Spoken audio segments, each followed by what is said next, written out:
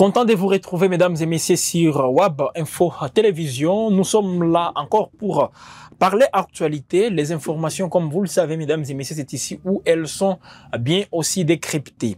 Et voilà, donc nous allons aussi parler de cette question, cette actualité, bien sûr, qui ne cesse de défrayer la chronique sur le plan politique, même sécuritaire. Et là, c'est bien sûr dans la province de l'Ituri où le gouverneur militaire de cette province, le lieutenant-général Luboya Nkashama Johnny, fait parler de lui. Et là, il s'agit, mesdames et messieurs, de ces révélations qu'il a eu aussi à apporter à la place publique, qui aujourd'hui trouve aussi des échos favorables et même défavorables au niveau même de Kinshasa et dans d'autres provinces en République démocratique du Congo, où il revenait bien sûr sur la prise en charge effective des militaires, mais également de leurs dépendants. Parce qu'il y a des voix qui se sont levées pour dire que les militaires ne sont pas pris en charge comme il faut dans la province de l'Ituri. On va donc en parler et surtout des précisions aussi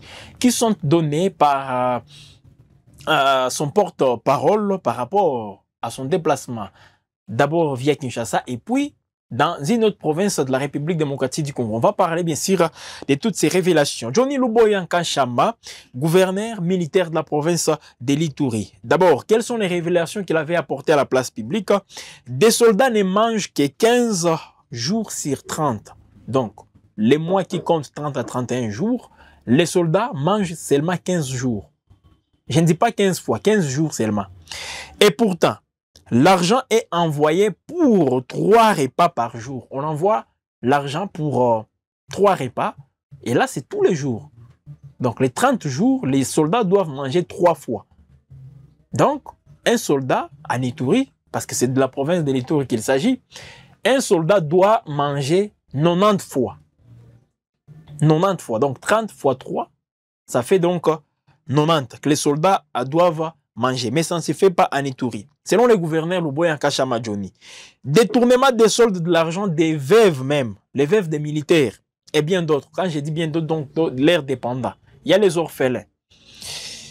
Eh bien, tout le monde savait que ça risque d'aboutir aussi à des interpellations, qu'on puisse les rappeler d'une manière aussi urgente à Kinshasa après toutes ces révélations. Et il faisait ces révélations quand on annonçait bien sûr l'arrivée d'une équipe de l'inspectorat général des forces armées de la République démocratique du Congo. Alors, lui, il a réagi aussi par rapport aux manifestations qui ont précédé toutes ces activités. Les gens avaient manifesté, les veuves des militaires qui avaient manifesté pour demander à ce qu'ils soient aussi pris en charge comme il faut. Ils n'accèdent plus aux rentes de leur mari.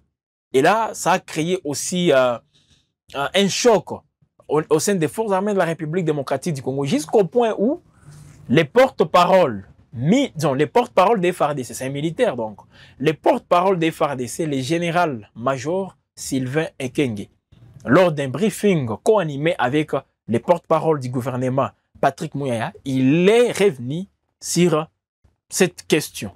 Alors pour lui, il a remis en cause les statuts même de toutes ces femmes qui manifestaient. Pour lui, la plupart ne sont même pas, n'ont pas donc, ils ne remplissent pas les critères pour accéder au salaire de leur soi-disant mari.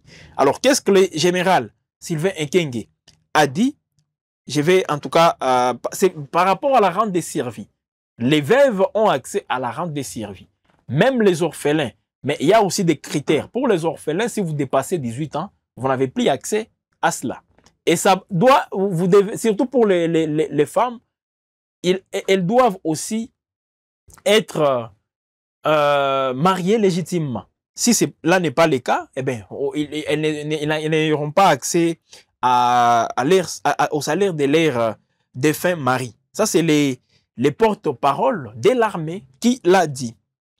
Rente des services des dépendants des militaires. Selon les porte-paroles Sylvain Ekenge, la plupart des veuves et orphelins ne répondent pas aux critères. Et je viens de vous parler de ces critères. La légitimité, donc vous devez être marié d'abord légitimement au défunt Et puis même les enfants, on doit se rassurer que ce sont les enfants que vous avez eu, bien sûr, avec lui. Et ces enfants, si une fois vous dépassez 18 ans, là c'est les porte-parole qui l'a dit, si vous dépassez 18 ans, vous n'avez plus accès à cela. Alors voilà donc, mesdames et messieurs, il remettait donc en cause les statuts même de certaines femmes qui avaient manifesté à Ituri, même d'autres qui manifestent souvent dans la ville-province de Kinshasa. Alors, déjà, en répondant au gouverneur Luboya Nkashama, parce que les gouverneurs, je pense qu'ils maîtrisent aussi tous ces aspects. Alors, c'était peut-être une façon de les contredire dans l'opinion pour que les gens ne puissent pas croire à ce qu'il a dit. Mais d'autres personnes estiment que ce que le gouverneur Luboya Nkashama, Johnny, a dit est vrai. Pourquoi? Parce que c'est vrai, les militaires, il y a des chiffres aussi faramineux qu'on essaie un peu de présenter à la hiérarchie. Des faux rapports, une chaîne de commandement aussi qui des fois est corrompue.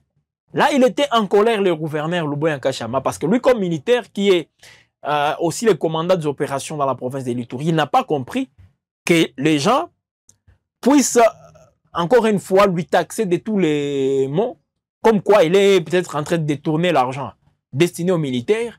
Et lui, il a dit qu'il ne gère pas les fonds. Lui, personnellement, il n'accède même pas, il ne sait pas comment est-ce que cet argent est géré. Mais il sait tout simplement que l'argent est débloqué pour les militaires. Mais les militaires, surtout les soldats de rang, n'accèdent pas à cette somme.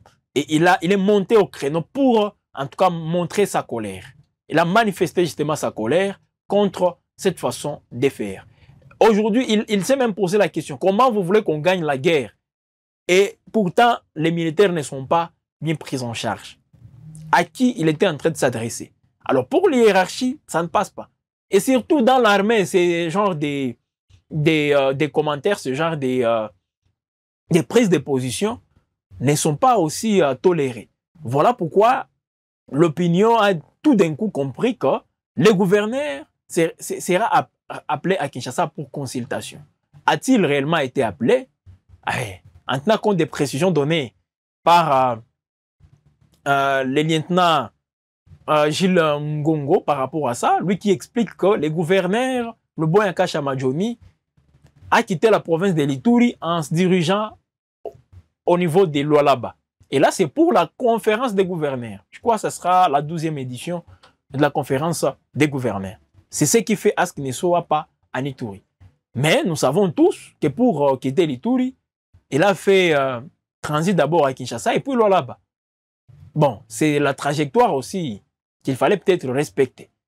Alors, il est allé dans la province de Lualaba, précisément à Kolwezi, pour la conférence des gouverneurs qui va commencer incessamment.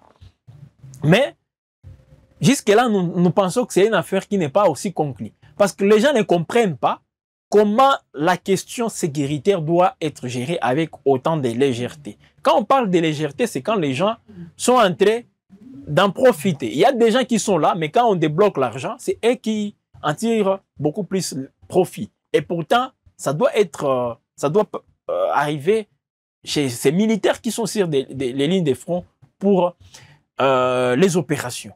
Alors, rappelez-vous, mesdames et messieurs, en 2019-2020, le président de la République lui-même, il avait fait ce constat. On lui parlait des 21 000 militaires qui sont, qui sont dans des zones opérationnelles, précisément à Béni. Mais une fois sur terrain, le président avait compris que c'est 7 000. Et pourtant, on déboursait à tout instant l'argent pour la prise en charge effective de ces militaires. Voilà donc, c'est devenu une monnaie courante en République démocratique du Congo. Alors cette question de l'Ituri, il faut aussi prendre ça avec beaucoup de sérieux. Ce que le gouverneur a dit, en grande partie, c'est la vérité. Qu'est-ce que lui, il va gagner, lui comme militaire, si une fois il dit des choses qui ne sont pas vraies, qu'est-ce qu'il va gagner? Alors j'ai dit c'est vrai, pourquoi? Parce qu'à plusieurs reprises, il y a des révélations qui ont été même reçues, plusieurs documentations qui ont montré noir sur blanc que l'argent destiné aux militaires est mal géré. Par qui? Il y a toute une chaîne de commandement et c'est cette chaîne qui est responsable, qui doit donner des explications. Donc, au niveau de l'état-major, il faut bien aussi gérer les choses. Quand je dis bien gérer les choses, donc c'est rassurer que vous déboursez l'argent et cet argent est bien géré. Les gouvernements aussi. Parce qu'il y a l'inspection générale, l'inspectorat général des forces armées de la République démocratique du Congo qui fait constat et qui donne rapport non seulement à la hiérarchie. Quand je parle de la hiérarchie, il y a l'état-major, mais également les ministères de la Défense qui doivent bien sûr, parce que les ministères de la Défense représentent directement le gouvernement dans cette chaîne. Mais est-ce qu'il y a aussi une efficience dans tout ce qu'on peut appeler gestion des fonds? Voilà, mesdames et messieurs, les questions qu'on se pose. Alors, avec ça, nous sommes loin en tout cas aussi d'affirmer que tout est rose en République démocratique du Congo par rapport à la gestion des fonds. Quand il s'agit de débloquer l'argent pour de telles fins, est-ce que ça arrive exactement? Voilà donc, nous, on a jugé bon de nous poser cette question. Alors, dans cette sortie médiatique aussi du général Sylvain Ekenge, il voulait aussi apporter un éclaircissement, selon lui, un éclaircissement par rapport à ça. Mais vous allez comprendre, mesdames et messieurs, que c'est un jeu de ping-pong entre les gouverneurs de l'Ituri et les porte-parole de FRDC. Un jeu de ping-pong pour les contredire un tout petit peu. Dans l'opinion, on peut comprendre cela. Il voulait les contredire pour que les gens ne puissent pas considérer ça comme étant la réalité. Mais il y a un ça ne va pas. Au sein des forces armées de la République démocratique du Congo et ce genre de choses, il faut en tout cas les éviter. Voilà donc, on voulait aussi sur Wab Info vous en parler, mesdames et messieurs, revenir sur cette question parce que ça défrait toujours la chronique et on a encore une fois été honoré de vous savoir nombreux en train de nous suivre, en train de nous regarder. Nous vous invitons toujours à vous abonner. Voilà. Et surtout, vous pouvez tout simplement aussi activer cette cloche de notification pour recevoir toutes nos productions à temps réel. Merci et bonne suite chez vous.